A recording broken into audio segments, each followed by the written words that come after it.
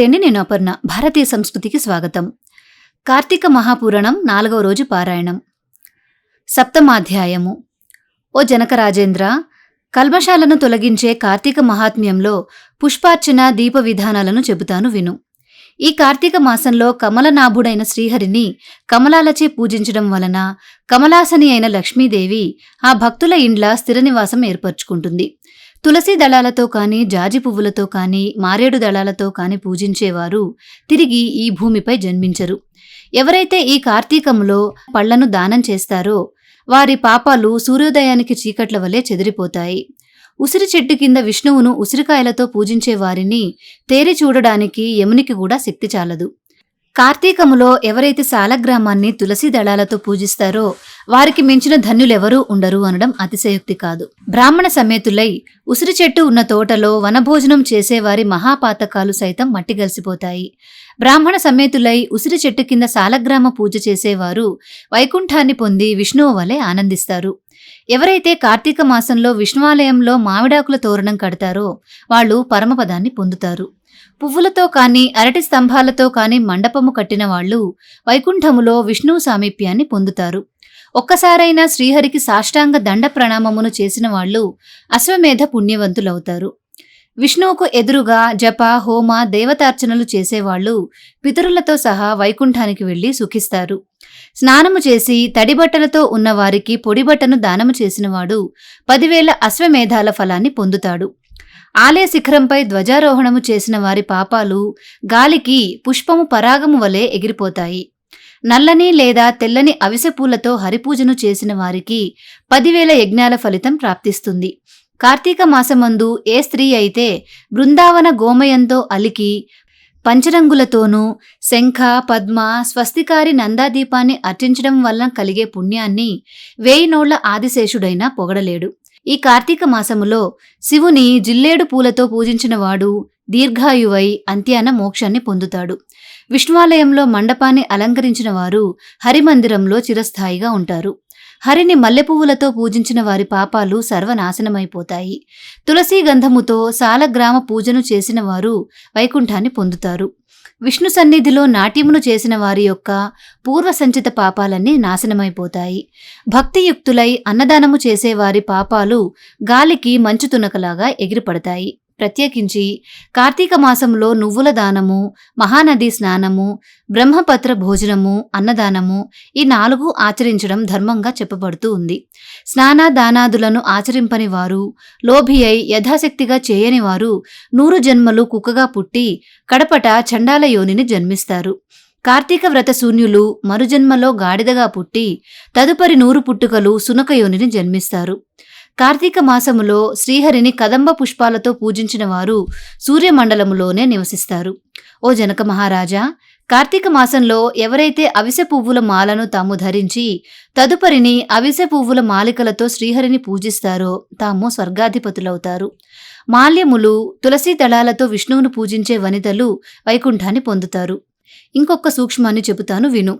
అశక్తులైన వాళ్ళు కార్తీక మాసంలో ఆదివారం నాడు లేదా శుక్ల పాడ్యమి నాడు, పూర్ణిమ నాడు కాని, అమావాస్య నాడు కాని సంకల్పరహితంగా ప్రాతస్నానం ఆచరించడం వలన కూడా ఆ మాసమంతా స్నానం చేసిన పుణ్యం లభిస్తుంది.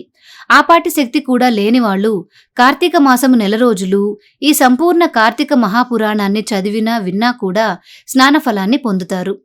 కార్తీక మాసం సాయంకాలంలో దేవాలయాలలో శివ, విష్ణు స్తోత్రాలను పఠించేవారు కొంతకాలం స్వర్గలోకంలో ఉండి అనంతరము ధ్రువలోకాన్ని పొందుతారు. ఇలా ప్రతి కార్తీక మాసంలో ఎవరైతే హరిహరులను స్మరించకుండా ఉంటారో వాళ్ళు 7 జన్మల పాటు నక్కలుగా పుడతారు అనడంలో ఏమీ సందేహం లేదు. 8వ అధ్యాయము. వశిష్ఠుడు చెప్పిందంతా విని జనకుడు ఇలా అడుగుతున్నాడు. మహర్షి, మీరు చెప్పినవన్నీ విన్న తర్వాత నాకొక సందేహం కలుగుతుంది. వర్ణసాంకర్యాది మహాపాపాలను చేసిన దుర్జనులు వేదత్రయోక్తకాలైన ప్రాయశ్చితాలను చేసుకొనిదే పరిశుద్ధులు కారు అని సమస్త ధర్మశాస్త్రాలలోనూ ఘోషిస్తూ ఉండగా కేవలం కార్తీక వ్రతాచరణ ధర్మలేశము చేతనే సమస్త పాపాలు హరించుకుపోయి వైకుంఠాన్ని పొందుతారు అని చెప్పడంలోని మర్మమేంటి? ఇది ఎలా సంభవం? అత్యంత స్వల్పమైన పుణ్యమాత్రము చేతనే గొప్ప గొప్ప పాపాలు ఎలా నశించిపోతాయి? గండ్రగొడ్డళ్లతో కూడా కూలనేయ సాధ్యము కాని మహాపర్వతాన్ని కేవలం కొనవేలి గోటితో కూల్చడం సాధ్యమవుతుందా? అగ్నిదగ్ధమవుతున్న ఇంటిలో ఉన్నవాడు ఆ మంట మీద పురుషుడు నీరు చల్లినంత మాత్రాన అగ్ని ప్రమాదం తొలగిపోతుందా?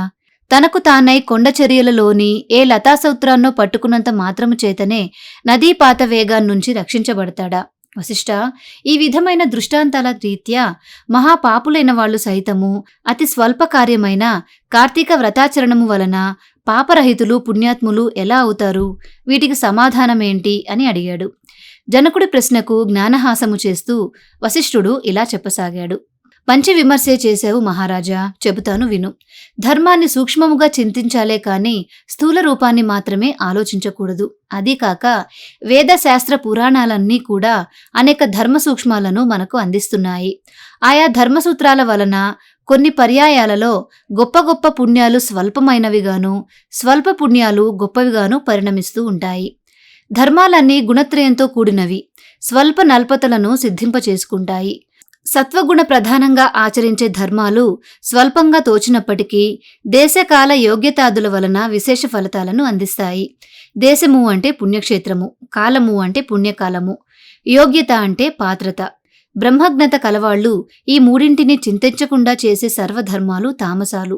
వీటి వలన పాపాలు నశించవు. కాబట్టి దేశకాల యోగ్యతలను విచారించి చేసేవే సత్వధర్మాలు. వీటిలో కొన్ని సమకూడి కొన్ని సమకూడక జరిపేవి రజోగుణ ధర్మాలు అని వేరే చెప్పనక్కర్లేదు. జనకరాజా, అన్నిటికీ కర్మమే మూలం. ఎవరి కర్మను బట్టి వారికి ఫలితాలుంటాయి. అయినప్పటికీ మనిషికి జ్ఞానం అనేది ఉన్నందువలన ఆచరించే ధర్మాలను పై మూడింటితో పోల్చుకొని ప్రయత్నపూర్వకంగానైనా ఆచరించాలి. ఆ విధంగా మూడు కలిసి వచ్చినప్పుడు ఆచరించిన ధర్మము అక్షయ ఫలితాన్నిస్తుంది. రాజా, పర్వతమంత ఎత్తు కట్టెలను పెట్టి వాటి మధ్య గురివింద గింజంత అగ్నికణాన్ని ఉంచితే ఆ అగ్నికణము ఆ కట్టెలను ఎలా కాల్చివేయగలుగుతుందో, సువిశాలమైన నట్టింట పెట్టిన నలుసంత దీపము ఆ ఇంటి చీకట్లను ఎలా తొలగిస్తుందో, గుండిగడు మురికి నీళ్లను ఒక్క ఇండుప గింజ ఎలా శుభ్రపరుస్తుందో, అదేవిధంగా తెలిసి కాని తెలియక గాని పుణ్యకాలంలో పుణ్యక్షేత్రంలో పుణ్యమూర్తుల వలన ఆచరించే ధర్మము అనంత పాపాలను దగ్ధం చేసి మోక్షానికి మార్గాన్ని వేస్తుంది. ఇందుకు ఉదాహరణగా ఒక కథ చెబుతాను విను. బహుకాలం పూర్వం కన్యాకుబ్జ క్షేత్రవాసి సార్థక నామధేయుడు అయిన సత్యనిష్ఠుడు అనే బ్రాహ్మణుడికి అజామిళుడు అనే కుమారుడు ఉండేవాడు. వాడు పరమ దురాచారుడు, దాసీ సాంగత్యపరుడు, హింసాప్రియుడుగా ఉండేవాడు. సాటి బ్రాహ్మణ గృహములోని ఒకానొక దాసితో సాంగత్యం పెట్టుకుని తల్లిదండ్రులను మీరి ఆ దాసి దానితోనే భోజన శయనాదులు అన్నింటినీ నిర్వర్తిస్తూ కామాంధుడై వైదిక కర్మలన్నింటినీ విడిచిపెట్టి కేవల కామాసక్తుడే ప్రవర్తించసాగాడు. తద్వారా బంధువులంతా అతనిని వదిలివేశారు, కులము వాళ్ళు వెలివేశారు. అందువలన ఇల్లు వదిలిపెట్టి పోవలసి వచ్చిన అజామిళుడు చండాలపు వాడలోని ఒకానొక దాసీదానితో కాపురం పెట్టి కుక్కలను మృగాలను ఉచ్చులు వేసి పట్టుకునే వృత్తితో బతికే జనాలలో లీనమై మధుమాంస సేవనాలోలుడై కాలం గడపసాగాడు.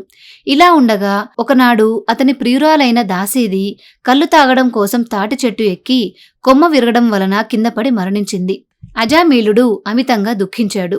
అప్పటికే ఆ దాసీదానికి యవ్వనవతి అయిన కూతురు ఉంది. మహాపాపాత్ముడు మహాకామాంధుడు అయిన అజామిళుడు తనకి కూతురు వరసని కూడా తలంచకుండా ఆ పిల్లనే వరించి ఆమెతోనే కామోపభోగాలను అనుభవించసాగాడు. కాముకుడైన అజామిళుడు తన కూతురు యందే అనేక బిడ్డలను పొందాడు. కాని వాళ్ళందరూ కూడా పసికందులుగా కడతేరిపోగా కడగా పుట్టి మిగిలిన బిడ్డకు నారాయణ అని నామకరణం చేసి అత్యధిక ప్రేమతో పెంచుకోసాగాడు. తాను తింటున్నా నిద్రిస్తున్నా ఏం చేస్తున్నా సరే సతతం అతన్నే స్మరించుకుంటూ నారాయణ నారాయణ అని పిలుచుకుంటూ తన్మయుడవుతూ ఉండేవాడు. కాలము గడిచి అజామిళుడు కాలం చేసే సమయం ఆసన్నమైంది. అతడిలోని జీవుణ్ణి తీసుకుపోయేందుకు గాను ఎర్రని గడ్డములు మీసము కలిగి చేత దండపాశాలను ధరించిన భయంకర రూపులైన యమదూతలు వచ్చారు. వారిని చూస్తూనే గడగడలాడిపోయిన అజామిళుడు ఆ ప్రాణావసాన వేళ కూడా పుత్రవాత్సల్యాన్ని విరమించుకోలేక ఎక్కడో దూరంగా స్నేహితులతో ఆటలలో మునిగి ఉన్న కుమారుని కోసమై నారాయణ ఓ నారాయణ అని పలుమార్లు పిలవసాగాడు. ఆ పిలుపు అతడి కొడుకుకు వినబడలేదు. అతను రానూ లేదు. కాని చేరువకు వచ్చిన యమదూతలు ఆ నారాయణ నామస్మరణను విని వెనుకకు జంకారు. అదే సమయంలో అక్కడ ఆవిష్కృతులైన విష్ణుదూతలు, ఓ యమదూతలారా, అడ్డు తొలగండి. ఇతడు మాచే తీసుకుపోబడిన వాడే కాని మీరు తీసుకుని వెళ్ళదగినవాడు కాదు అని హెచ్చరించారు. వికసిత పద్మాల వలె విశాలమైన నేత్రాలు కలవాళ్లు, పద్మమాలాంబర వసనులు అయిన ఆ పవిత్ర విష్ణు పారిషుదులను చూసి విభ్రాంతులైన యమదూతలు, అయ్యా మీరెవరు? యక్ష, గంధర్వ, సిద్ధ, చారణ, కిన్నెర విద్యాధరులలో ఏ తెగకు చెందినవారు? మా ప్రభువైన యమధర్మరాజు మాకు విధించిన ధర్మము రీత్యా మేము తీసుకువెళ్లనున్న ఈ జీవుని మీరెందుకు తీసుకుని వెళుతున్నారు అని అడగడంతో విష్ణుదూతలు ఇలా చెప్పసాగారు. ఇక్కడితో కార్తీక పురాణము 4వ రోజు పారాయణం సమాప్తం. మీకు ఈ వీడియో నచ్చినట్లయితే ఈ కార్తీక పురాణంలోని మిగిలిన అధ్యాయాలను కూడా మిస్ అవ్వకుండా చూడాలనుకుంటే భారతీయ సంస్కృతి ఛానల్ని సబ్స్క్రైబ్ చేసుకొని బెల్ ఐకాన్ని యాక్టివేట్ చేసుకోండి. తిరిగి రేపటి రోజు పారాయణంలో మళ్ళీ కలుసుకుందాం. నమస్కారం.